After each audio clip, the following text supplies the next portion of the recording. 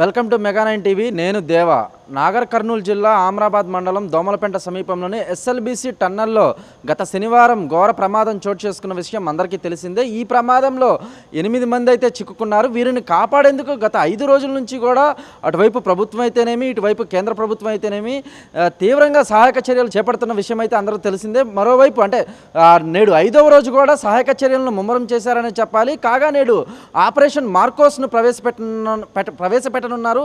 అంటే operation Marcos అంటే మాత్రం నీరు, నేల, ఆకాశం ఎక్కడైనా సరే విపత్కర పరిస్థితులు ఎదురైనప్పటికీ సహాయక చర్యల్లో ముందుగా దిగే సత్తా ఉన్న సభ్యుల్ని మార్కోస్ అని పిలుస్తారు. కాగా నేడు మార్కోస్తో బోర్డర్ రోడ్ ఆర్గనైజేషన్ కూడా భాగస్వామ్యం పంచుకొనుంది. అంటే మొత్తం మీద కనుక మనం చూసుకున్నట్లయితే గత శనివారం ఉదయం 7:30 గంటలకు ఎస్ఎల్బీసీ టన్నల్లో దాదాపు 40 మంది కార్మికులు పనిచేస్తుండగా ఒక్కసారిగా పైకప్పు కూలైతే ప్రమాదం చోటు చేసుకుంది. అంటే అందులో ఉన్న దాదాపు 32 మందిని లోకో ట్రైన్ ద్వారా రక్షించినప్పటికీ కూడా 8 మంది మాత్రం ప్రమాదంలో చిక్కుకుపోయారు. వారిని కాపాడేందుకు వెంటనే అటువైపు జిల్లా మంత్రి జూపల్లి కృష్ణారావు అయితేనేమి, మరోవైపు నీటిపారుదల శాఖ మంత్రి ఉత్తమ్ కుమార్ రెడ్డి అయితేనేమి వెంటనే సంఘటనా స్థలానికి చేరుకొని సహాయక చర్యలను అయితే ముమ్మరం చేశారని చెప్పాలి. మరోవైపు ఇదే విషయంపై సీఎం రేవంత్ రెడ్డికి అయితే ప్రధాని నరేంద్ర మోడీ ఫోన్ ద్వారా కూడా సంఘటన గురించి వివరాలు అడిగి తెలుసుకున్నట్లు సమాచారం. అలాగే కేంద్ర ప్రభుత్వం నుంచి పూర్తి సహాయ సహకారాలు అందిస్తామని కూడా నరేంద్ర మోడీ అయితే చెప్పుకొచ్చారు. మరోవైపు విశాఖపట్నం నుంచి కూడా 3 హెలికాప్టర్ల ద్వారా అటువైపు నేవీ అయితేనేమి, మరోవైపు ఆర్మీ అయితేనేమి బృందాలు కూడా వచ్చాయని చెప్పాలి. మొత్తం మీద కనుక మనం చూసుకున్నట్లయితే ఈ టన్నెల్ సొరంగంలో చిక్కుకున్న సహాయక చర్యల్లో భాగంగా ఎన్డీఆర్ఎఫ్ నుంచి 130 మంది, ఎస్డీఆర్ఎఫ్ నుంచి 120 మంది, హైడ్రా నుంచి 24 మంది, జిహెచ్ఎంసీ నుంచి 24 మంది, రెస్క్యూ నుంచి సభ్యులు, అలాగే అంటే ర్యాట్ హోల్ మైనర్స్ అయితే 6 అయితేనేమి, మరోవైపు ఈ రోజు నుంచి మార్కోస్ సభ్యులు అయితేనేమి వీరందరూ కూడా సహాయక చర్యల్లో పాల్గొంటున్నారు. కాకపోతే మాత్రం దాదాపు 5 రోజులు గడుస్తున్నప్పటికీ కూడా అంటే టన్నల్ లోపల అంటే స్వరంగం లోపల ప్రమాదం జరిగిన 7 నుంచి 9 మీటర్ల మేర మట్టి అయితేనేమి, అలాగే బురద అయితేనేమి పేరుకుపోవడంతో ప్రమాదంలో చిక్కుకున్న 8 మంది కూడా సజీవంగా బయటపడే అవకాశాలు అయితే 90% లేని పరిస్థితే ఎదురవుతుందంటూ కూడా అక్కడైతే అధికారులు అయితే చెప్పుకొస్తున్నారు. మరోవైపు అంటే వారు ఏ విధంగానైనా సరే ఆ సహాయక చర్యల ద్వారా అయితేనేమి, మరోవైపు ఆక్సిజన్ ద్వారా అయితేనేమి ఎక్కడో కన్నూపురితో ఉన్నట్లు కూడా ఉండే అవకాశం కూడా ఉందనే ఆలోచనతోనే ఈ సహాయక చర్యలు ముమ్మరం చేశారనే చెప్పాలి. మరోవైపు వారిని కాపాడటానికి రెస్క్యూ సిబ్బంది టన్నల్ లోపలికి ప్రవేశించినప్పటికీ వారికే ఆక్సిజన్ అందని పరిస్థితులు ఏర్పడ్డాయి. అంటే అక్కడ ఎలాంటి పరిస్థితులు నెలకొన్నాయి, ఎంత విపత్కర ప్రమాదం జరిగిందో మనం దాన్ని బట్టి ఊహించుకోవచ్చు. మొత్తం మీద కనుక మనం చూసుకున్నట్లయితే ఈ 8 మందిని కాపాడే పరిస్థితి 8 మందిని కాపాడే క్రమంలో దాదాపు 400 నుంచి 500 మంది సిబ్బంది అయితే మాత్రం దాదాపు 5 రోజులుగా అక్కడే పరిస్థితులను పర్యవేక్షిస్తున్నారని చెప్పాలి. మరోవైపు సీఎం రేవంత్ రెడ్డి అయితేనేమి, మంత్రులు ఉత్తమ్ కుమార్ రెడ్డి అయితేనేమి, మరోవైపు జూపల్లి కృష్ణారావు అయితేనేమి, కోమటిరెడ్డి వెంకటరెడ్డి అయితేనేమి వీరందరూ కూడా ఆ సంఘటనకు సంబంధించి ఎప్పటికప్పుడు వివరాలను అయితే అడిగి తెలుసుకున్నట్లు సమాచారం. మరోవైపు హైడ్రా కమిషనర్ ఏవి రంగనాథ్ కూడా గత ఆదివారం సంఘటనా స్థలానికి చేరుకుని అక్కడ పరిస్థితులను పర్యవేక్షించి అక్కడ ఎస్పీతో అయితేనేమి, అలాగే పోలీస్ యంత్రాంగంతో అయితేనేమి ఆయన సమావేశమైనట్లు కూడా మనకి అందుతున్న సమాచారం. మొత్తం మీద కనుక మనం చూసుకున్నట్లయితే దాదాపు 5 రోజులుగా 8 మంది సభ్యులు కూడా టన్నల్లో భారీ బురద, అలాగే నీరు మట్టితో కూరుకుపోయిన టన్నల్లో 8 మంది అయితే చిక్కుకున్న సందర్భం అయితే ఉంది.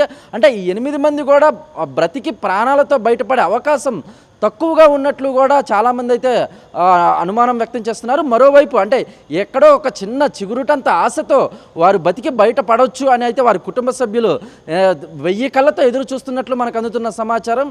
ఇక మొత్తం మీద కనుక మనం చూసుకున్నట్లయితే ఈ 5 రోజుల నుంచి కూడా టన్నల్లో 8 మంది సభ్యులు అయితే చిక్కుకున్నట్లు మనకు అందుతున్న సమాచారం. ఈ 8 మందిని కాపాడేందుకు ప్రభుత్వం అయితేనేమి శతవిధాల అంటే అన్ని రకాలుగా కూడా అటువైపు ఎస్డీఆర్ఎఫ్, ఎన్డీఆర్ఎఫ్, హైడ్రా, రెస్క్యూ, మరోవైపు navy, army, rat hole miners, మనవైపు మార్కోస్ వీరందరి సహాయం ద్వారా కూడా వారిని బయటకు తెచ్చే ప్రక్రియ అయితే మొదలు పెట్టారని చెప్పాలి. ప్రజెంట్ ఆ ప్రక్రియ కొనసాగుతుందని చెప్పాలి. నేడు అంటే దాదాపు 5వ రోజు కూడా మార్కోస్ అనే ఎంతో ఫుల్ ప్లెడ్జ్డ్గా సహాయక బృందం అయితే నేడు ప్రవేశపెట్టనున్నారు. అంటే నీరు, నేల, ఆకాశం ఎక్కడ ఎలాంటి విపత్కర పరిస్థితులు ఎదురైనప్పటికీ కూడా ఈ మార్కోస్ అనే సభ్యులు వాటన్నిటికీ ఎదురెళ్ళి అంటే సముద్రానికి ఎదురిగినట్టు వారు ఎదురెళ్ళి మరీ వారిని సహాయక చర్యల్లో చిక్కుకున్న వారిని కాపాడేందుకు వాళ్ళు ఫుల్ ప్లెడ్జ్డ్గా సహాయక చర్యల్లో పాల్గొంటారని అయితే ఇప్పటికే మనకున్న సమాచారం. దీన్ని బట్టి చూస్తే కనుక ఇంకా దాదాపు 2-3 రోజులు పట్టే అవకాశం కూడా ఉన్నట్లు మనకు అందుతున్న సమాచారం. మరోవైపు అంటే ఈ రెస్క్యూ టీం అయితే మాత్రం గత 5 రోజుల నుంచి 24 అవర్స్ పాటు అంటే దాదాపు 24 గంటల పాటు కూడా అక్కడే ఉండి అటువైపు అధికార యంత్రాంగం అయితేనేమి, మరోవైపు పోలీసు సిబ్బంది అయితేనేమి, మరోవైపు రెస్క్యూ టీం బృందాలు అయితేనేమి, వీరందరూ కూడా ఆ సంఘటనా స్థలం వద్దే గత 5 రోజుల నుంచి కూడా ఉంటూ పర్యవేక్షిస్తూ ఆ సహాయక చర్యలను అయితే ముమ్మరం చేశారనే చెప్పాలి. కాకపోతే కనుక గత రాత్రి దాదాపు ప్రమాదం జరిగిన పరిస్థితులకి ప్రమాదం జరిగిన స్థలానికి అతి చేరువగా అంటే దాదాపు 13 మీటర్ల దగ్గరికి వెళ్ళిన పరిస్థితులు కూడా మనకి ఎదురయ్యాయి. కాకపోతే అక్కడికి వెళ్ళంగానే వారికి ఆక్సిజన్ అందకపోవడంతో వెనుదిరిగి వచ్చేసినట్లు మనకు అందుతున్న సమాచారం. కానీ నేడు 5వ రోజు అంటే బుధవారం కనుక ఆక్సిజన్ సిలిండర్లతో సహా ఈ రెస్క్యూ టీమ్ టన్నెల్ లోపలికి ప్రవేశిస్తున్నట్లు మనకు అందుతున్న సమాచారం.